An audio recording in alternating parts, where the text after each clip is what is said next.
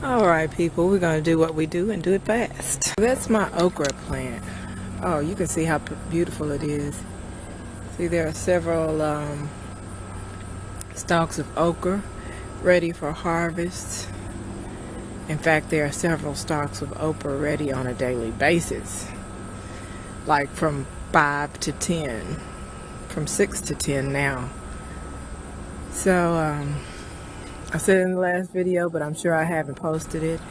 But for those of you who are growing okra, for the actual okra, make sure you have someone in that house who loves it, and or someone that you see on a daily basis that you can share with. And then I'm sorry, I just saw a spider literally fly through midair. So apparently he wasn't flying, he was on his web. And he just made his way to the my neighboring evergreen right here. Yeah, I just touched it. I'm that close. Hence my pause. So yeah, very beautiful plants. Oh, in the very far distance, you'll see a purple, like a red maple type situation going on right there. Immediately to the left of that red maple is what I believe is an apple tree. And if what I see are apples, then I have my pollinator for my Honeycrisp. So now, neighbors, I don't need y'all stupid stank apple tree turn fire pit. So there, those okra trees, look how beautiful they are, just as landscaping. Even if I didn't like or eat okra at all, I think I would grow them for landscaping properties. These are my replacement salad greens that I'm enjoying. My herb pot, backup mint, haven't planted anything. These tiny Tim in this particular pot stayed micro-tom size, so they're just smaller than cherry size tomatoes. And I've taken off most of these leaves, so I see that's going to be an issue with planting in a pot that small. This is my patio tomato. I just trimmed a couple of lower leaves off of it. We've had some storms over the past few days, quick storms that came and left. So I had to get rid of some bottom leaves that were getting splotchy from the spores. Meyer lemon doing very beautifully, considering that I'm not going to get any blooms this year. My Honeycrisp apple, which I was telling you about before. This long branch can go, but you know, I haven't even had this a year now, so I'm not going to do any significant pruning on it just yet. But and plus, I want to use it. I'm using this notch here to stake it.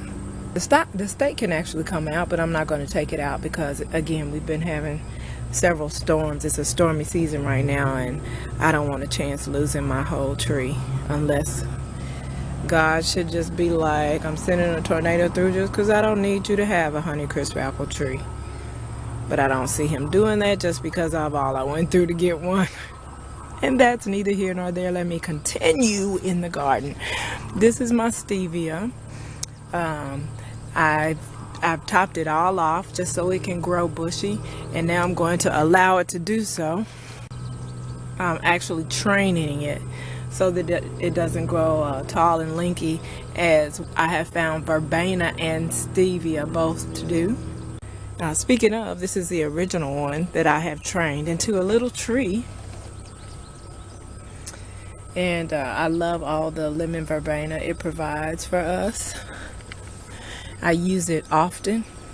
It is delicious and it's beautiful and smells amazing.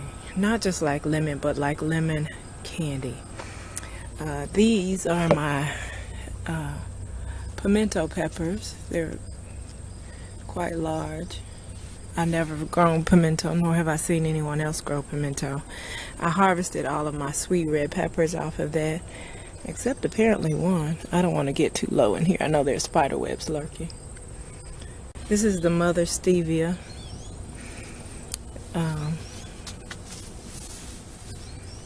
God, it grew more. Yeah, I use this to sweeten my smoothies instead of sugar. Those of you who watch my videos know that I tried drying it, using it as a dried sugar substitute.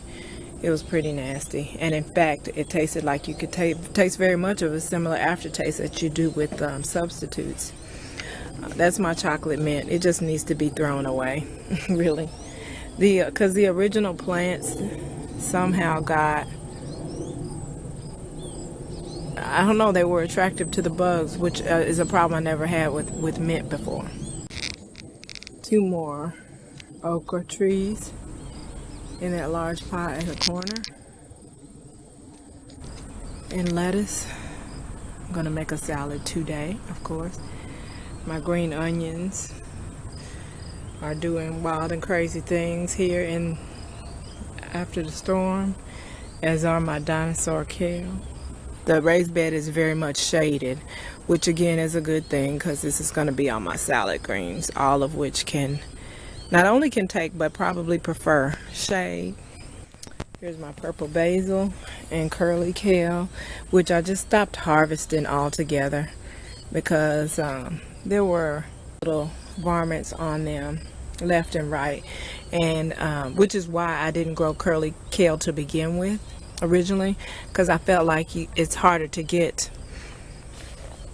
within the leaves to get a clean leaf, you know, a bug-free leaf, without having to wash it 8 million times. So, and plus the dinosaur kale is just as tasty as the curly kale, so that'll be my new kale. Here's my, oh really?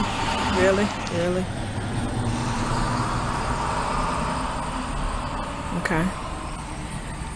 Here are my sweet red peppers that haven't turned red yet. I figure I'll get a harvest from all 3. That bottom plant is leaned completely over into this back side. Whatever. I have a few purple cabbage growing at different stages. That's my most developed one. There's a raggedy looking one. Here's a raggedy looking one.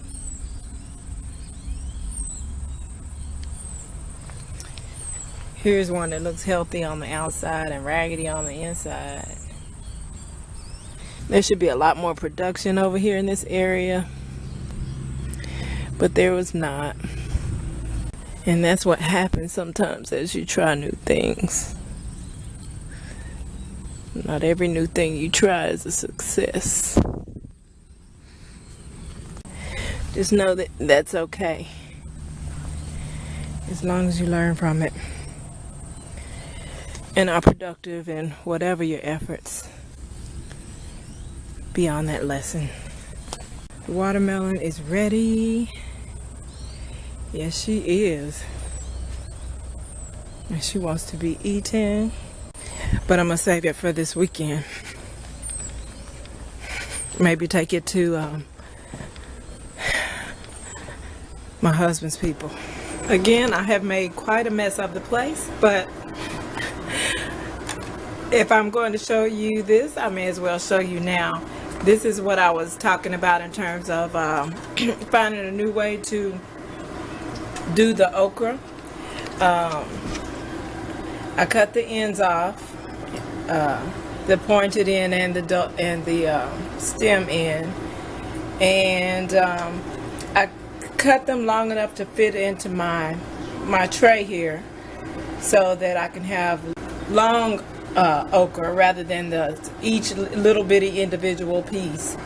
And then I dip them in the egg wash and then the batter, and they come out looking like this. So these are my okra fries. Cut off both ends of the okra long enough to make me a fry.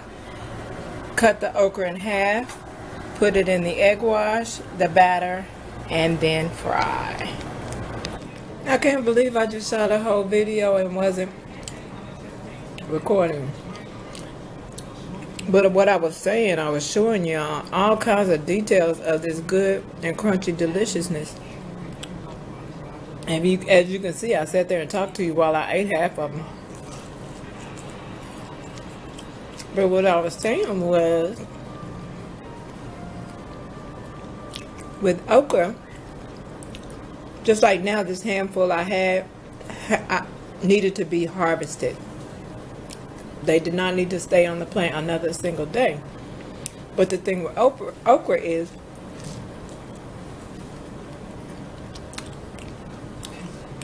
you can't let it stay on the plant too long and get too big, because it'll get hard and or bitter and or inedible. At the same time, they don't store well at all. So once you harvest them, you need to prepare them within 24 hours, because they'll wilt very quickly. But this is a great idea, okra fries, and it makes them easier to put in the egg wash and bread them. And I think, I'm pretty sure I didn't record it, but I was saying how I could probably harvest them and give them the egg wash and breading, and then freeze them like that. So then when I'm ready for them, I could just